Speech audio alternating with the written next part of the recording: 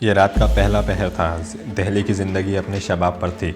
सड़कों की रौनकें दोबाला हो रही थीं, दोशहरा की आमद थी और दरों-बम सजाए जा रहे थे। उसने जानबूझकर होटल का टेलीफ़ोन इस्तेमाल नहीं किया था, जबकि आम हालात में वो होटल का टेलीफ़ोन ही इस्तेमाल करता था। यहाँ से 4-5 किलोमीटर तक वो दिल्ली की रौनकों के संग संग चलता बहता चला गया। उसके इर्द गिर्द रंगो नूर का एक तूफ़ान ठाटे मार रहा था, लेकिन वो इन सब से लापरवाह अपने जहन में समय खदशात से लड़ता झगड़ता बाल आखिर सरदार काहन सिंह के पीसीओ तक पहुंच गया। सरदार काहन सिंह मुकामी पाया सिख था, जिसका बेटा दिल्ली के एक टेलीफोन एक्सचेंज में सुपरवाइज़र था। बाप बेटा मिलकर एक गैरकानूनी पीसीओ चला रहे थे, जहां पर मूद और इस जैसे दूसरे ज़रूरतमंद मामूल के रेट से कम रेट्स पर गैर मुल्की कॉल किया करते थे। आज भी वो इसी मकसद से यहाँ आया था। इसकी शक्ल पर नज़र पड़ते ही सरदार की बाँछें खिल उठीं, क्योंकि प्रमोद कभी कभी आता था और उसे 100-150 रुपये की आमदन करवा कर ही जाता था। प्रमोद ने हस्बे साबिक अपने दोनों हाथ बांधकर इसे फतह बुलाई, फिर उससे हाल पूछा और इत्मीनान के बाद कि अब वहाँ इसके अलावा कोई और ग्राहक नहीं रह गया, सरदार काहन सिंह से नेपाल के उस नंबर पर फ़ोन मिलाने के लिए कहा जहाँ वो कभी कभी अपनी माशूका से दिल पिशौरी किया करता था। इस बात का इल्म सरदार काहन सिंह के सिवा किसी और को नहीं था। मैं क्या पापा जी साडा भी दशहरा करा दियो? उसने काहन सिंह की तरफ देखकर आंख दबाते हुए अपने मतलूबा नंबर की इसकी तरफ बढ़ाया। सामने वाले डब्बे में जा बैठ, आज खुलाई गप्पे ला ले। सरदार काहन सिंह बड़ी मस्ती में दिखाई दे रहे थे। धन्यवाद सरदार जी। प्रमोद ने उसकी तरफ मुस्कुराहट उछाली और उससे कुछ फासले पर मौजूद एक लकड़ी के केबिन में चला गया, जहां सरदार काहन सिंह ने लाइन मिलाकर उसको फ़ोन उठाने का इशारा किया था। खटमंडू में मौजूद उस ट्रैवल एजेंसी का दफ्तर अभी तक खुला हुआ था जहां उसने फ़ोन किया था। दूसरी तरफ से एक भारी भरकम आवाज़ में हेलो कहा। जवाब में प्रमोद ने अपना नाम दोहराया और खैरियत दरियाफ्त करने के बहाने अपनी खुफिया शनाख्ती करवा दी। हाँ भाई भांजे, कैसा है? दूसरी तरफ से बड़ी गर्मजोशी से दरियाफ्त किया गया।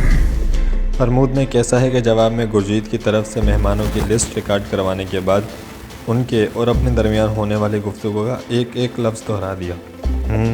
दूसरी तरफ से लंबी हूँ भरी गई। अब क्या हुक्म है जनाब? उसने दरियाफ्त किया। ठीक है, सुबह तक इस होटल में इंतज़ार करो, लेकिन किसी भी इमरजेंसी की सूरत में उससे पहले भी निकल सकते हो। मैं भैया जी से बात करने के बाद होटल में लंदन से फ़ोन करूँगा, दूसरी तरफ से कहा गया और सिलसिला मुनक़ता हो गया। थोड़ी देर तक सरदार काहन सिंह के साथ गपशप करने के बाद उसने वहीं से खाली लिफाफा लिया, जिसमें गुरजीत सिंह की फराहम करदा लिस्ट को बंद करने के बाद उसने लिफाफे पर एक हमसाया मुल्क का एड्रेस और सरदार काहन सिंह के साथ ही मौजूद एक फ्रेंचाइज डाकखाने से वो लिफाफा आम डाक के ज़रिए पोस्ट कर दिया।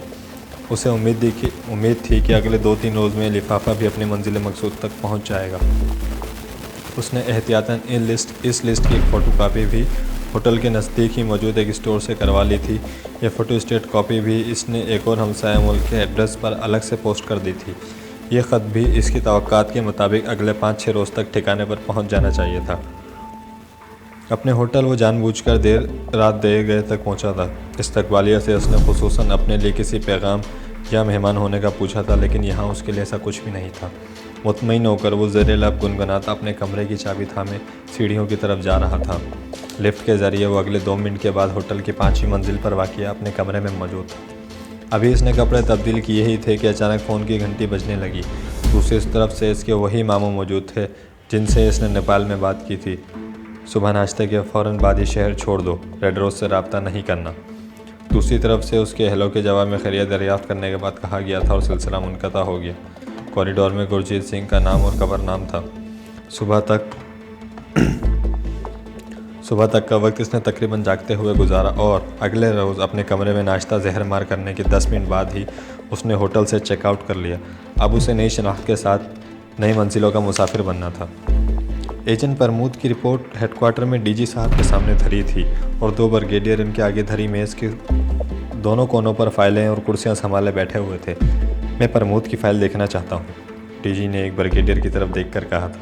राइट सर, कहते हुए ब्रिगेडियर नवाज ने पहले से अपने सामने धरी एक फ़ाइल उठा ली।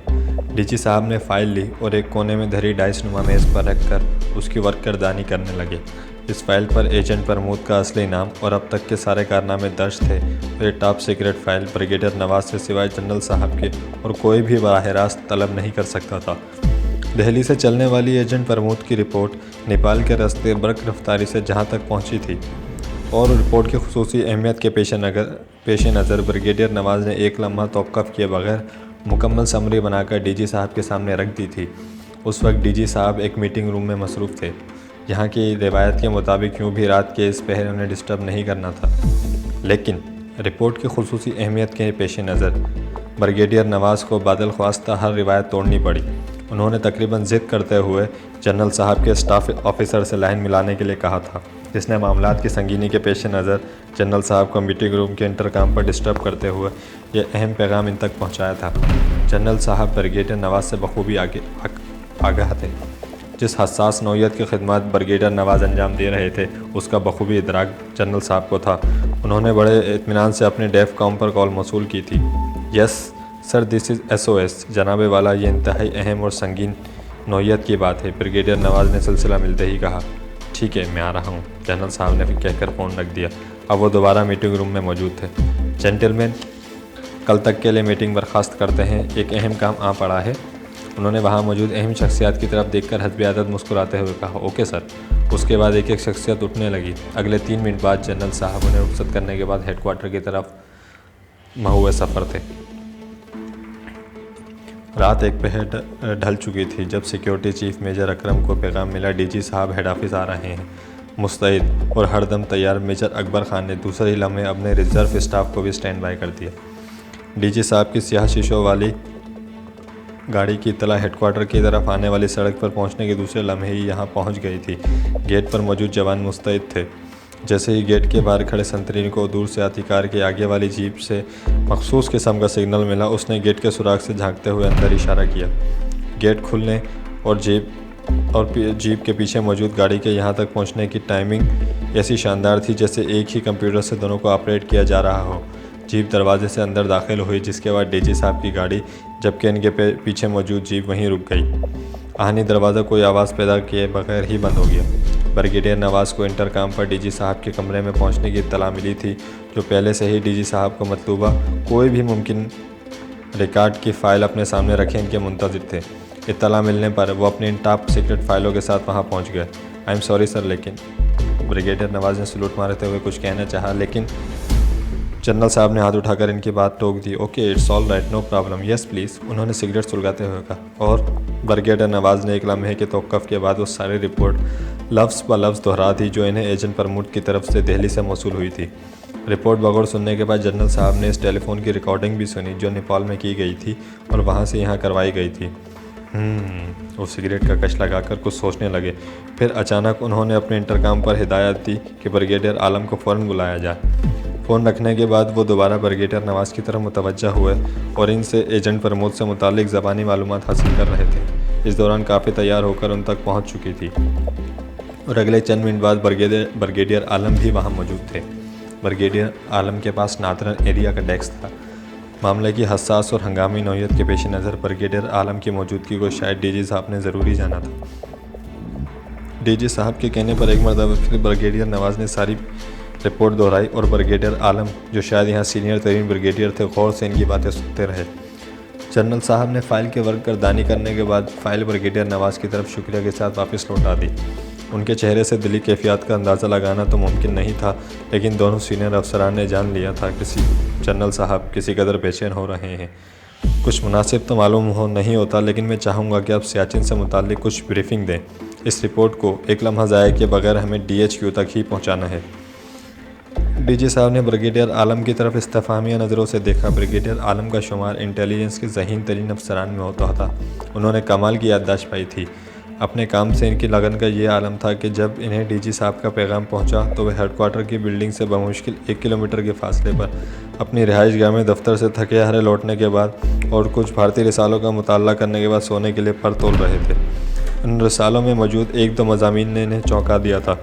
ये दोनों मज़ामीन उन्हें एक पुरानी फ़ाइल में मौजूद क्लिपिंग के ज़रिए दिखाई पड़े थे। शायद इनके पेशरू ने इनकी खुसूसी अहमियत के पेश नज़र दोनों मज़ामीन इंटेलिजेंस की फ़ाइल में महफूज कर लिए थे। एक मज़मून हिमालयन जर्नल और दूसरा भारत की एक और हफ्ता रोज़ा इलस्ट्रेटेड वीकली में शाया हुए थे। इन मज़ामीन के मुताबिक भारतीय फौजियों की एक मुहिम जीव जमात ने सियाचिन में पाकिस्तान के इलाके में तकरीबन 70 किलोमीटर तक रेकी की थी। ब्रिगेडियर आलिम से पहले जो साहब इस डेस्क के इंचार्ज थे, उन्होंने इन मज़ामीन पर गपबाजी के रिमार्क्स लिखकर इन्हें फ़ाइल कर दिया था, लेकिन न जाने क्यों आज 3-4 साल पुराने मज़ामीन पढ़ने के बाद ब्रिगेडियर आलिम को ये बातें सही लग रही थी।